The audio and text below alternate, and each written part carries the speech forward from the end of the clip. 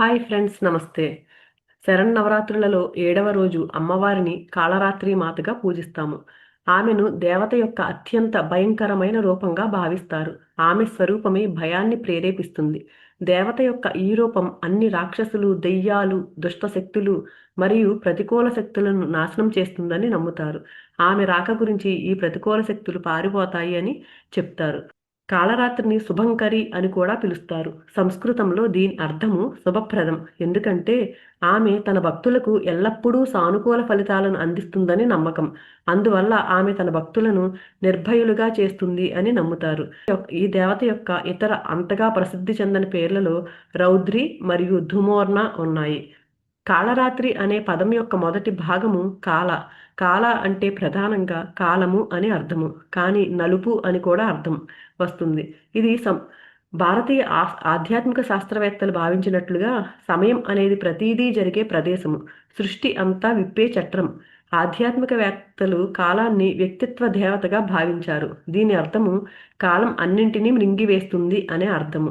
దైవీకరించబడిన కాలుడు అన్ని వస్తువులను మృంగివేసేవాడు అనే ఆలోచనకు దారితీసింది. కాళరాత్రి అంటే కాలానికి మరణం అయినవాడు అని కూడా అర్థము. మహానిర్వాణ తంత్రంలో విశ్వం కరిగిపోయే సమయంలో కాలం విశ్వాన్ని మృంగివేస్తుంది మరియు అత్యున్నత సృజనాత్మక శక్తి అయిన కాళిగా కనిపిస్తుంది. కాళి అనేది కాలానికి అంటే నలుపు ముదురు రంగు స్త్రీ రూపం.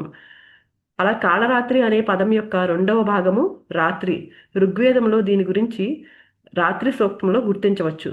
కుశిక అనే ఋషి ధ్యానంలో మునిగిపోయినప్పుడు చీకటి యొక్క ఆవరించి ఉన్న శక్తిని గ్రహించాడని మరియు ఆ విధంగా రాత్రిని శ్లోకం రూపంలో సర్వశక్తివంతమైన దేవతగా ఆవాహన చేశాడని చెప్పబడింది. సూర్యాస్తమయం తర్వాత చీకటి దైవీకరించబడింది. తాంత్రిక సాంప్రదాయం ప్రకారం రాత్రి యొక్క ప్రతి కాలము సాధకుడికి ఒక నిర్దిష్ట కోరికను ఇచ్చే ఒక నిర్దిష్ట భయంకరమైన దేవత అధీనంలో ఉంటుంది. తంత్రంలో కాళరాత్రి అనే పదం రాత్రి చీకటిని సూచిస్తుంది. ఇది సాధారణ వ్యక్తులకు భయానక స్థితి, కానీ దేవత ఆరాధకులకు ప్రయోజనకరంగా పరిగణించబడుతుంది. తర్వాత కాలంలో రాత్రిదేవి వివిధ రకాల దేవతలతో గుర్తించబడింది. నలుపు రంగు సృష్టికి ముందు ఉన్న ఆదిమ చీకటిని మరియు అజ్ఞానం యొక్క చీకటిని కూడా సూచిస్తుంది. అందువల్ల దేవత యొక్క ఈ రూపం అజ్ఞానం యొక్క చీకటిని నాశనం చేసేదిగా కూడా కనిపిస్తుంది. కాళరాత్రిని పూజించడం వల్ల భక్తుడికి సమయం యొక్క అద్భుతమైన గుణం మరియు రాత్రి యొక్క అన్నింటినీ తినే స్వభావం లభిస్తుందని, తద్వారా అన్ని అడ్డంకులను అధిగమించడానికి మరియు అన్ని పనులలో విజయాన్ని హామీ ఇస్తుందని చెబుతారు. మరో పురాణం ప్రకారము దుర్గాసురుడు అనే రాక్షసుడు ప్రపంచాన్ని నాశనం చేయాలనుకుని దేవతలందరినీ స్వర్గం నుండి తరిమివేసి 4 వేదాలను లాక్కున్నాడు. పార్వతి ఈ విషయం తెలుసుకుని కాళరాత్రిని సృష్టించి దుర్గాసురుడిని దాడి నుండి హెచ్చరించమని ఆదేశించింది. అయితే ఆమె దూతగా వచ్చినప్పుడు దుర్గాసురుని రక్షకులు కాళరాత్రిని పట్టుకోవడానికి ప్రయత్నించారు. అప్పుడు కాళరాత్రి ఒక భారీ రూపాన్ని ధరించి అతనికి హెచ్చరికను అందించింది. తదనంతరం దుర్గాసురుడు కైలాసాన్ని ఆక్రమించడానికి వచ్చినప్పుడు పార్వతి అతనితో పోరాడి అతన్ని చంపి దుర్గా అనే పేరును పొందింది.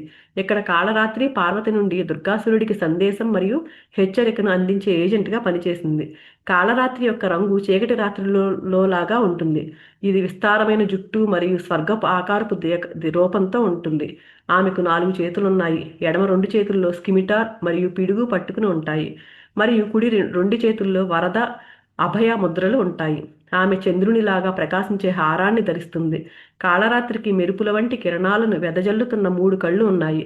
ఆమె పీల్చేటప్పుడు లేదా వదులుతున్నప్పుడు ఆమె నాసికా రంధ్రాల ద్వారా జ్వాలలు కనిపిస్తాయి. ఆమె వాహనం గాడిద, కొన్నిసార్లు శవంగా పరిగణించబడుతుంది. ఈ రోజు ధరించడానికి నీలము, ఎరుపు మరియు తెలుపు రంగులను ఉపయోగించాలి. కాళరాత్రి అవతారము దుష్టులకు శాపాన్ని కలిగించేదిగా చూడవచ్చు, కానీ ఆమె ఎల్లప్పుడూ తన భక్తులకు మంచి ఫలాలను ఇస్తుంది. మరియు ఆమెను ఎదుర్కొన్నప్పుడు భయాన్ని నివారించాలి, ఎందుకంటే ఆమె అటువంటి భక్తుల జీవితం నుండి ఆందోళన అనే చీకటిని తొలగిస్తుంది. ఆధ్యాత్మికంగా కాళరాత్రి మాత మనకు ఏం బోధిస్తున్నారు అంటే, మన జీవితంలో అంధకారము, కష్టాలు, సమస్యలు వస్తే వాటి వెనక దాగి ఉన్న జ్ఞానాన్ని, శక్తిని గుర్తించి భయాన్ని జయించమని బోధిస్తున్నారు. అలాగే చీకటిని తొలగించి జ్ఞానానికి మార్గం చూపుతున్నారు అమ్మవారు. అజ్ఞానం అనే చీకటిని మన జీవితంలో ఉన్నంత వరకు నిజమైన శాంతి ఉండదు. కాబట్టి జ్ఞానం అనే కాంతిని పొందమని చెప్తున్నారు. ఇంకా ఎంతటి క్లిష్ట పరిస్థితి వచ్చినా మనలోని శక్తిని నమ్ముకోమని, మనలో ఉన్న అంతరాత్మ శక్తిని మేల్కొలుపుతున్నారు మాత. రాక్షస శక్తులను సంహరించినట్లు మనలోని చెడు అలవాట్లు, లోపాలు, అహంకారము అన్నింటినీ తొలగించమని బోధిస్తున్నారు. రూపం భయంకరంగా కనిపించిన హృదయం ఎంతో కరుణతో ఉంటుంది అమ్మవారిది. దీని ద్వారా బయట రూపం చూసి కాక లోపల ఉన్న సత్యాన్ని గుర్తించాలి అని పాఠం మనకు నేర్పుతున్నారు. Thank you friends.